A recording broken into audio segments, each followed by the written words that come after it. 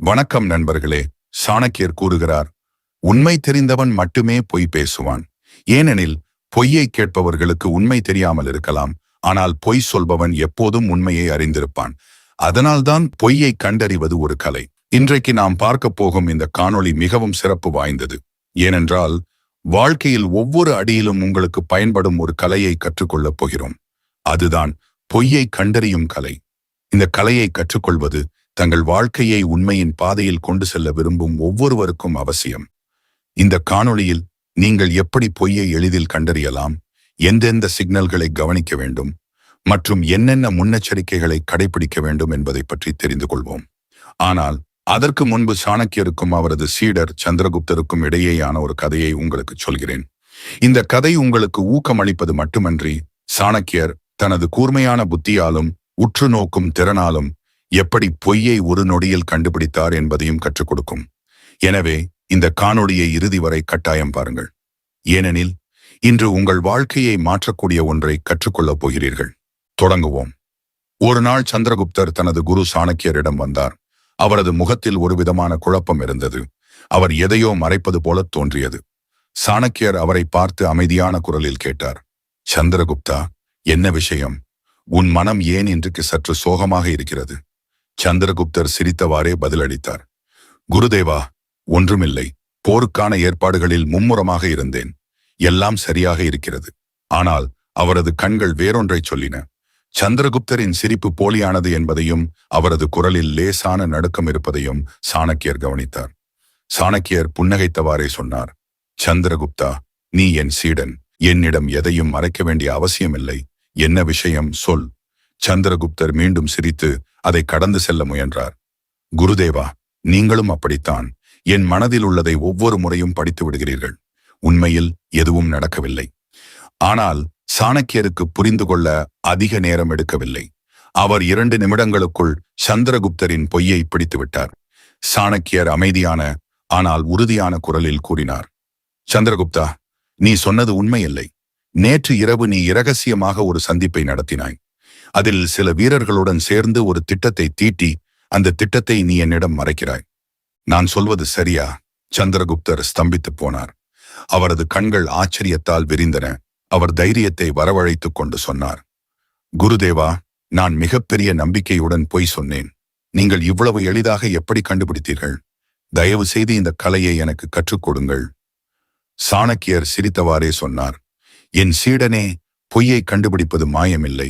அது உற்று நோக்குதல், பொறுமை மற்றும் புத்திசாலித்தனத்தில் இருந்து வரும் ஒரு கலை. இன்று பொய்யை நீ எப்படி பிடிக்கலாம், உண்மையை தெரிந்து கொள்ளலாம் என்பதை நான் உனக்கு சொல்லிக் கொடுக்கப் போகிறேன். ஆனால் முதலிலே இந்த கலையின் முக்கியத்துவத்தை உனக்கு புரிய வைக்க நான் உனக்கு இன்னொரு கதை சொல்றேன். ஒரு சிறிய கிராமம் இருந்தது. பசுமையான, அமைதியான, நேர்மையான மக்களால் நிறைந்த கிராமம் அது. அந்த கிராமத்தில் தர்மதத்தன் என்ற ஒரு வணிகன் வசித்து வந்தான். தர்மதத்தனின் நெய்க்கடை ஊர் முழுவதும் பிரபலம். மக்கள், அவனது கடையில் உள்ள நெய்தான் சுத்தமானது, பசுவின் புதிய பாலில் இருந்து தயாரிக்கப்பட்டது, மனம் மற்றும் சுவையுடன் இருக்கும் என்று சொல்வார்கள். தர்மதத்தனின் கடையில் எப்போதும் கூட்டம் அலைமோதும். தொலைதூரங்களில் இருந்தும் மக்கள் அவனிடம் நெய் வாங்க வருவார்கள். அவனது வியாபாரம் செழிப்பாக இருந்தது. அவனிடம் செல்வமும் பெயரும் மரியாதையும் எல்லாமே இருந்தன. ஆனால் மனிதனின் மனம் மிகவும் சஞ்சலமானது. செல்வம் கிடைத்த பிறகும் பேராசையின் போதை குறையவில்லை. காலம் கடந்து சென்றது. மெல்ல மெல்ல தர்மதத்தனின் மனதில் பேராசை விழித்துக் கொண்டது. நெய்யுடன் சிறிது மலிவான எண்ணெயை கலந்தால் அதிக லாபம் கிடைக்கும் என்று அவனுக்கு தோன்றியது. அவனது கடையின் புகழ் காரணமாக யாரும் சந்தேகம் கொள்ள மாட்டார்கள் என்றும் நினைத்தான். முதல் முறையாக அவன் மிகவும் பயந்து கொண்டே இந்த காரியத்தை செய்தான். மக்கள் இதை கண்டறிவார்கள் என்று அவன் எதிர்பார்க்கவில்லை. ஆனால் ஆச்சரியம், அன்றும் அவனது நெய் முழுவதும் விற்றுப்போனது. நெய்யின் மணத்திலோ நிறத்திலோ யாரும் சந்தேகம் கொள்ளவில்லை. இதைக் கண்டு அவனது நம்பிக்கை அதிகமானது. இப்போது அவன் தினமும் நெய்யில் எண்ணெயை கலக்கத் தொடங்கினான். செலவு குறைந்தது, லாபம் பெருகியது. அவனது கணக்கு புத்தகம் தங்கம் போல பளபளத்தது. அவன் புதிய வீடு கட்டினான். கடையை மேலும் பெரிதாக்கினான். மக்கள் அவனை தர்மவான் என்று நினைக்க வேண்டும் என்பதற்காக ஊர் கோயிலுக்கு நன்கொடை கொடுக்க ஆரம்பித்தான். ஆனால் ஒரு விஷயத்தை அவன் புரிந்து கொள்ளவில்லை. உண்மையை எவ்வளவு மறைத்தாலும் ஒரு நாள் அது வெளிப்பட்டே தீரும். கிராமத்தின் சில பெரியவர்கள் மெல்ல மெல்ல நெய்யின் மனம் மற்றும் சுவையில் வேறுபாட்டை உணர்ந்தனர். குழந்தைகளுக்கு நெய் சாப்பிட்ட பிறகு வயிற்று வலி வரத் தொடங்கியது. சில இல்லத்தரசிகள் முன்பு இருந்த சுவை இல்லை என்று பேசினார்கள். ஆனாலும் அவன் பெரிய மனிதனாக ஆகிவிட்டதால் யாரும் தைரியம் கொண்டு அவனிடம் புகார் சொல்லவில்லை. ஆனால் கிராமத்துக்கு ஒரு துறவி வந்தார். அவர் தொலைதூர பயணங்களை மேற்கொள்பவர். எங்கு சென்றாலும் அங்குள்ள கோயிலில் தங்கி மக்களின் மனதில் உள்ளவற்றை கேட்பார். அவர் இந்த கிராமத்துக்கு வந்தபோது தர்மதத்தனின் கடையில் நெய் வாங்கினார். நெய்யை மோப்பம் பிடித்தார், விரல்களில் தேய்த்தார். அவரது முகத்தில் ஒரு மெல்லிய புன்னகை வந்தது. துறவி கிராம மக்களை அழைத்து, ஏன் சகோதரர்களே, இந்த நெய்யில் ஏதோ கோளாறு இருப்பதாக உங்களுக்கு தோன்றவில்லையா என்று கேட்டார். மக்கள் மௌனமாக காத்திருந்தனர். பயத்தின் காரணமாக எதுவும் சொல்ல முடியவில்லை. துறவி புன்னகைத்துச் சொன்னார், சரி, நாளை காலை கிராம கோயிலில் அனைவரும் கூடி வாருங்கள். அங்கு இதன் உண்மையை வெளிப்படுத்துவேன். அடுத்த நாள் காலை கிராமம் முழுவதும் கோயிலில் கூடியது. துறவி தர்மதத்தனையும் அழைத்தார். அனைவரின் பார்வையும் அவன் மீது இருந்தது. துறவி ஒரு கிண்ணத்தில் நெய்யை எடுத்தார். அதில் சிறிது பஞ்சு போட்டு விளக்கு செய்தார். நெய் விளக்கை ஏற்றிய போது அதிலிருந்து கருப்பு புகை வெளிவந்தது. துர்நாற்றமும் வீசியது. எல்லோரும் திகைத்துப் போனார்கள். பாருங்கள், துறவி சொன்னார், சுத்தமான நெய் இப்படி ஒருபோதும் எரியாது. இதில் கலப்படம் நிச்சயம் இருக்கிறது. தர்மதத்தனின் முகம் வெளிரிப் போனது. கிராமத் தலைவர் கடுமையான குரலில் கேட்டார், உண்மையைச் சொல், நீ என்ன கலந்தாய்? தர்மதத்தன் பொய் சொல்ல பல முறை முயன்றான். ஆனால் துறவியின் கூர்மையான கண்களிலிருந்தும் கிராம மக்களின் பார்வையிலிருந்தும் அவனால் தப்பிக்க முடியவில்லை. கடைசியில் அவன் ஒப்புக்கொள்ள வேண்டியிருந்தது. நான் நெய்யில் மலிவான எண்ணெயை கலந்தேன். கிராமத்தில் அமைதி சூழ்ந்தது. பல வருடங்களாக அவனை நம்பியிருந்த மக்கள் வெட்கப்பட்டார்கள். தர்மதத்தன் அழுதான். நான் பேராசையால் இந்த பாவத்தை செய்தேன். என்னை மன்னித்து விடுங்கள் என்றான். துறவி அமைதியான குரலில் சொன்னார், பாருங்கள் சகோதரா, பணம் சம்பாதிப்பது தவறில்லை. ஆனால் நேர்மையற்ற முறையில் சம்பாதித்த பணம் ஒருபோதும் இன்பத்தை தராது. நீ கோயிலுக்கு கொடுத்த அனைத்து நன்கொடைகளும் வீணாகி போயின. ஏனெனில் அதன் மூலம் பாவத்தால் நிரம்பியிருந்தது. தர்மதத்தன் அனைவர் முன்பும் சத்தியம் செய்தான். இன்றிலிருந்து நான் ஒருபோதும் கலப்படம் செய்ய மாட்டேன். கிராம மக்களும் அவனுக்கு ஒரு வாய்ப்பு கொடுக்க முடிவு செய்தனர். ஆனால் அதே சமயம் இனிமேல் ஒவ்வொரு பொருளையும் எச்சரிக்கையுடன் வாங்குவது என்றும் உறுதியெடுத்தனர். சந்திரகுப்தா, இந்த கதையிலிருந்து நீ என்ன பாடம் கற்றுக்கொண்டாய்? மிகப்பெரிய பாடம் என்னவென்றால், மனிதன் எவ்வளவு புத்திசாலியாக இருந்தாலும் உண்மையை மறைக்க முடியாது. பொய்யின் திரை ஒரு நாள் விலகியே தீரும். இரண்டாவது, வியாபாரத்தில் நேர்மையே மிகப்பெரிய செல்வம். இந்த உண்மையை யார் புரிந்து கொண்டாரோ அவரே உண்மையான வணிகராவார். இந்த கதைக்கு மூன்றாவது பரிமாணமும் உண்டு. அது மக்களின் கண்கள். ஒருவராவது விழிப்புடன் இருந்தால் அவர் ஒட்டுமொத்த கிராமத்தின் கண்களையும் திறக்க முடியும். அந்த துறவி செய்தது போல. இதன் பொருள் என்னவென்றால், சமூகம் கண்களை மூடிக்கொள்ளும் பொழுது நேர்மையற்றவர்கள் செழிப்பார்கள். ஆனால் விழிப்புணர்வு வரும்பொழுது நேர்மையின்மை முடிவுக்கு வரும். மேலும் சந்திரகுப்தா இந்த துறவி வணிகனை மட்டும் திருத்தவில்லை. கண்கள் மூடுவதால் உண்மை மறைந்து விடாது என்று முழு கிராமத்துக்கும் கற்றுக் கொடுத்தார். கிராம மக்கள் ஆரம்பத்திலேயே உண்மையை கண்டறிந்திருந்தால் நெய் கலப்படத்தால் குழந்தைகளுக்கு துன்பம் ஏற்பட்டிருக்காது. எனவே நாட்டை ஆளும் போதும் எந்த பதவியில் இருந்தாலும் நீயும் விழிப்புடன் இருக்க வேண்டும். ஒரு சபை கூட்டத்தினர் உனக்கு புகழ்ச்சி செய்யும் போது அவர்களின் வார்த்தைகளுக்கு பின்னால் மறைந்திருக்கும் நோக்கங்களை பார். யாராவது ஆலோசனை கூறினால் அவனது மனதின் உண்மையை அறிந்து கொள். ஒவ்வொரு சொல், ஒவ்வொரு செயல், ஒவ்வொரு புன்னகைக்கு பின்னால் உள்ள உண்மையை புரிந்து கொள். மேலும் நினைவில் வைத்துக்கொள், பேராசைக்கு ஆளான அந்த வணிகன் தன் நற்பெயரை கெடுத்து கொண்டான். இன்றும் கிராம மக்கள் அவனை சந்தேக கண்ணோடுதான் பார்க்கிறார்கள். மனிதனின் வாழ்வில் ஒரு முறை நம்பிக்கை போய்விட்டால் மீண்டும் அது முன்பிருந்தது போல் ஆகாது. சந்திரகுப்தர் தலை குனிந்து சொன்னார், ஆசிரியர் அவர்களே, நான் புரிந்து கொண்டேன். நாட்டில், வாழ்க்கையில் உண்மையையே மிகப்பெரிய தர்மமாக கருதுவேன். எவ்வளவு ஆசைகள் முன்னால் வந்தாலும் நான் அநீதியையும் துரோகத்தையும் ஒருபோதும் செய்ய மாட்டேன். அப்பொழுது சாணக்கியர் கூறினார், சந்திரகுப்தா, இப்போது நான் சில விதிகளை சொல்லப் போகிறேன். அவற்றின் உதவியுடன் எந்த ஒரு நபரின் பொய்யையும் மிக எளிதாக அடையாளம் காண முடியும். ஆனால் இந்த கலையில் பொறுமை, விவேகம் மற்றும் நடுநிலைமை அவசியம். எனவே ஒவ்வொரு விதியையும் கவனமாக புரிந்து கொள்வோம். விதி 1, உடல் மொழியை கவனியுங்கள். ஒருவர் பொய் சொல்லும்போது முதலில் அவரது உடல் மொழி மாறும். அவரது வாய் என்ன சொன்னாலும் அவரது உடல் மொழியே உண்மையை வெளிப்படுத்தும். இந்த விதியை புரிந்து கொள்வது மிகவும் எளிது. உதாரணமாக, ஒருவர் உங்களிடம் பேசும்போது அடிக்கடி கண்களை இங்கும் அங்கும் அசைத்தால் அது சந்தேகத்தின் அறிகுறியாக இருக்கலாம். சாதாரணமாக உண்மை பேசுபவர் எதிரில் இருப்பவரின் கண்களை தைரியத்துடன் பார்ப்பார். ஆனால் பொய் சொல்பவர் எதிரே பார்க்க தயங்குவார் அல்லது அடிக்கடி கீழே பார்ப்பார். பல நேரங்களில் மக்கள் தங்கள் வாய் அல்லது மூக்கை தொடுவார்கள். இது அவர்கள் பதட்டத்தில் இருப்பதற்கான அறிகுறி. மனம் பொய்யை உருவாக்கும் போது உடல் பதற்றத்தை உணர்கிறது. கைகள் தன்னிச்சையாக வாய், மூக்கு அல்லது கழுத்தை நோக்கி நகர்கின்றன. அது மட்டுமின்றி கால்களின் அசைவும் நிறைய சொல்கிறது. பொய் சொல்பவர் அடிக்கடி கால்களை அசைப்பார். நாற்காலியில் அசௌகரியமாக உட்காருவார் அல்லது அடிக்கடி இருக்கையை மாற்றிக்கொள்வார். இந்த காரியங்கள் அனைத்தும் அவருக்குள் நடந்து கொண்டிருக்கும் பதற்றத்தின் விளைவாகும். விதி 2. குரலின் ஏற்ற இறக்கத்தை புரிந்து கொள்ளுங்கள். இரண்டாவது முக்கியமான விதி ஒருவரின் குரலை கவனிப்பது. ஒருவர் பொய் சொல்லும் போதெல்லாம் அவரது குரலில் லேசான மாற்றம் ஏற்படும். இதை அவர் அறிந்திருக்காமல் கூட இருக்கலாம். உதாரணமாக, ஒருவர் சாதாரணமாக பேசும்போது மெல்லிய குரலில் பேசுபவராக இருக்கலாம்.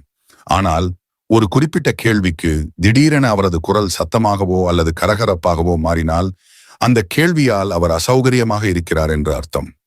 அதே போல அவரது பேச்சில் திடீரென தடை ஏற்பட்டால், அதாவது அதாவது என்று பேசினால் அதுவும் பொய் சொல்லும் அறிகுறியே. சில நேரங்களில் பொய் சொல்பவர் தனது பேச்சை மீண்டும் மீண்டும் சொல்வார். இதன் மூலம் எதிரே இருப்பவரை நம்ப வைக்க முயற்சிப்பார். அவர் இல்லை இல்லை சத்தியமாக இல்லை என்று சொல்லலாம். இப்படி மீண்டும் மீண்டும் சொல்வது அவர் தன் பொய்யை அவரே உறுதிப்படுத்த முயற்சிக்கிறார் என்பதை காட்டுகிறது. இன்னொரு விஷயம், குரலின் நடுக்கம். பதட்டமடைந்த ஒரு பொய்யன் தன் குரலை முழுமையாக நிலையாக வைக்க முடியாது. அவரது குரலில் ஈரப்பதம், லேசான நடுக்கம் அல்லது வேகம் வரலாம். இந்த நடுக்கத்தை ஒரு அனுபவமிக்க கேட்பவர் உடனே கண்டறிய முடியும்.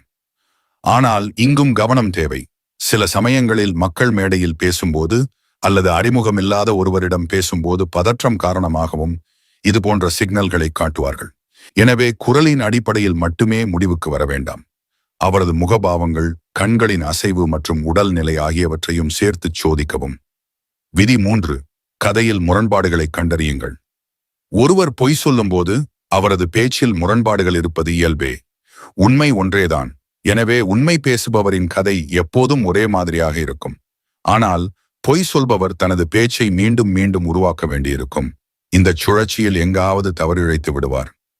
உதாரணமாக, ஒருவர் நான் நேற்று நாள் முழுவதும் வீட்டில்தான் இருந்தேன் என்று சொல்லிவிட்டு சிறிது நேரம் கழித்து நான் நண்பனை பார்க்க சந்தைக்கு சென்றேன் என்று சொன்னால் இது முரண்பாடு.